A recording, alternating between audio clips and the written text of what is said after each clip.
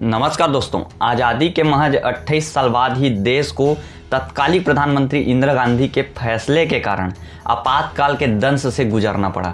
25 से 26 जून की रात को आपातकाल के आदेश पर राष्ट्रपति फखरुद्दीन अली अहमद के दस्तखत के साथ देश में आपातकाल लागू हो गया। अगली सुबह समूचे देश ने रेडियो पर इंदिरा गांधी की आवाज में संदेश सुना कि भाइयों और बहनों, राष्ट्रपति जी ने आपातकाल की घोषणा की है। इससे आतंकित होने का कोई कारण नहीं है। आपातकाल की घोषणा के साथ ही सभी नागरिकों के मौलिक अधिकार निलंबित कर दिए गए थे। अभिव्यक्ति का अधिकार ही नहीं रहा, लोगों के पास जीवन का अधिकार भी नहीं रह गया था। 25 जून की रात से ही देश में विपक्ष के नेताओं की गिरफ्तारी का दौर शुरू हो गया। जयप्रकाश नारायण, लाल कृष्ण आडवाणी, अटल बिहारी वाजपेयी, जॉर्ज फर्नांडिस आदि बड़े नेताओं को जेल में डाल दिया गया।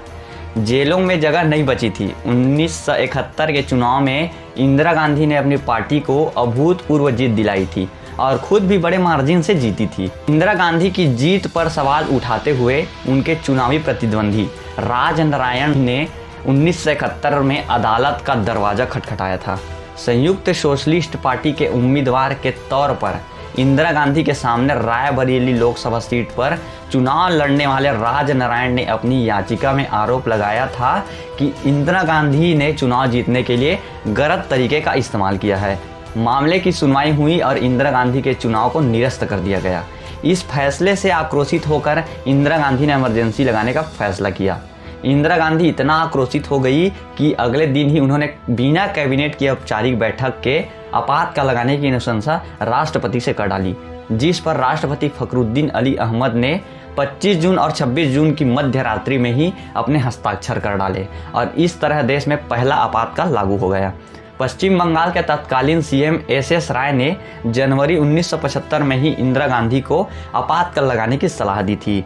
आपातकाल इंदिरा गांधी के राजनीतिक करियर को बचाने के लिए नहीं लागू किया गया था, बल्कि वह तो खुद ही इस्तीफा देने को तैयार थी। जब इंदिरा ने 1975 में अपना चुनाव रद्द किए जाने का इलाहाबाद उच्च न्यायालय का आदेश सुना तो उनकी पहली प्रतिक्रिया इस्तीफा की थी और उन्होंने अपना त्यागपत्र लिखवाया था। उन्होंने कहा था कि वह त्यागपत्र टाइप किया, लेकिन उस पर हस्ताक्षर कभी नहीं किए गए। ऐसा इसलिए हुआ क्योंकि उसके मंत्रिमंडल के सहयोगी उनसे मिलने आए और सबने जोर दिया कि उन्हें इस्तीफा नहीं देना चाहिए। आई होप आपको यह वीडियो इन्फॉर्मेटिव लगा होगा। ऐसे ही इन्फॉर्मेटिव वीडियो के लिए हमारे चैनल को सब्सक्राइब करिए। मिलते हैं नेक्स्ट वीडियो में। जय हिंद, जय भारत, धन्यवाद।